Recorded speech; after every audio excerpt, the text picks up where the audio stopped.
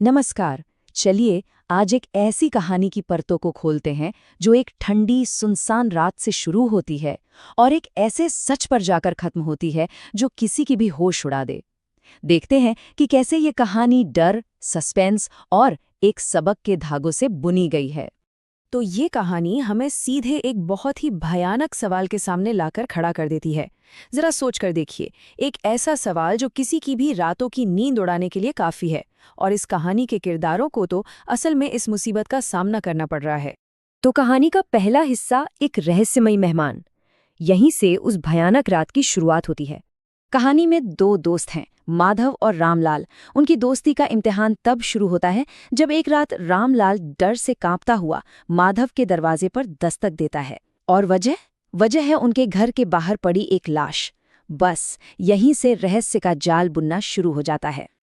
अब रामलाल की कहानी सुनने में तो बड़ी सीधी सादी लगती है। वो बताता है कि एक बूढ़ा आदमी पानी मांगने आया और अचानक मर गया। लेकिन असली मुसीबत तो अब शुरू होती है कि आधी रात में इस अनजान लाश का क्या किया जाए। पुलिस को बुलाने का मतलब है अनगिनत सवाल और शायद झूठे इल्जामों में फंस जाने का डर। तो सोचिए माहौल कैसा होगा। रात के 9:30 बजे हैं, दरवाजे पे एक लाश पड़ी है और दो दोस्त एक ऐसी मुसीबत में फंस गए हैं जहां से निकलना नामुमकिन सा लग रहा है। और इसी डर और घबराहट में वो दोनों एक ऐसा फैसला लेते हैं जो उनकी जिंदगी हमेशा के लिए बदलने वाला था। फैसला ये था कि वो लाश को खुद ही शमशान ले जाकर जला देंगे। और अब आता है कहानी का दूसरा हिस्सा, सफर का डर। शमशान का रास्ता लंबा है, अंधेरा है, लेकिन असली डर रास्ते का नहीं बल्कि उनके साथ जा रही उस लाश का है।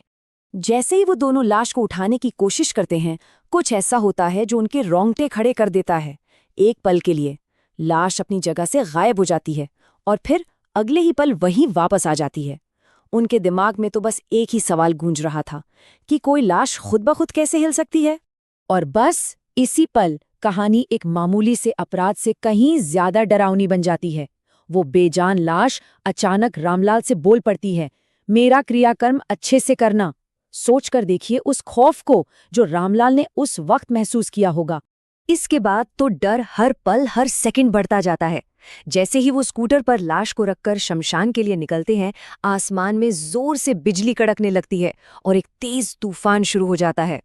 फिर उन्हें लाश के हंसने की एक भयानक आवाज सुनाई देती है, और हद तो तब हो जाती है जब वो लाश उनके पीछे स्कूटर पर उठकर बैठ जाती है। और अब कहानी का तीसरा हिस्सा, आत्मा का सच। जैसे तैसे वो शमशान पहुंच ही जाते हैं, लेकिन यहाँ उनका सफर खत्म नहीं होता, बल्कि यहाँ तो सबसे भयानक सच का सामना होना अभी बाकी था। शमशान की आग के सामने वो लाश अब एक आत्मा का रूप ले लेती है, और उसका पहला ही वाक्य उन दोनों दोस्तों को झकझोर कर रख देता है। वो कहती है, मेरी मौत के लिए तुम लोग ही जिम्मेदार हो। खेल अब पूरी तरह पलट चुका था। और फिर वो आत्मा उस रात का असली सच बताती है, एक ऐसा सच जो माधव के पैरों तले जमीन खिसका देता है।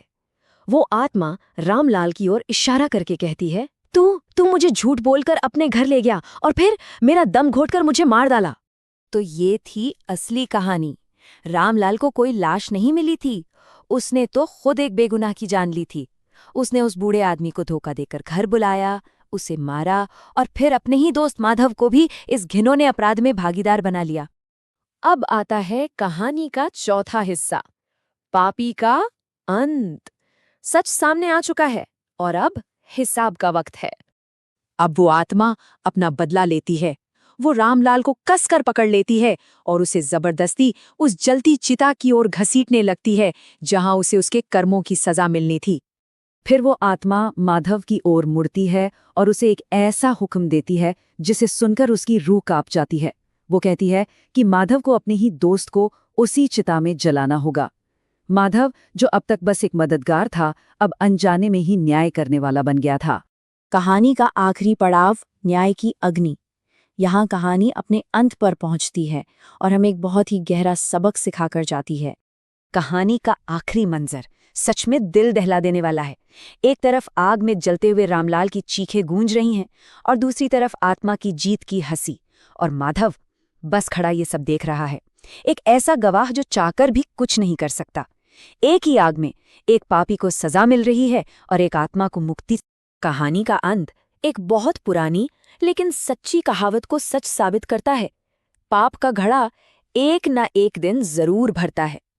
ये कहानी हमें दिखाती है कि कर्म का न्याय हो के रहता है, चाहे उसका तरीका कितना भी भयानक क्यों न हो। पर ये कहानी हमें एक बहुत गहरे सवाल के साथ छोड़ जाती है। माधव जिसने ये सब कुछ देखा और सहा, उसका भविष्य क्या होगा? और कोई भी इंसान अगर उसकी जगह होता तो क्या चुनता, दोस्ती या इंसाफ?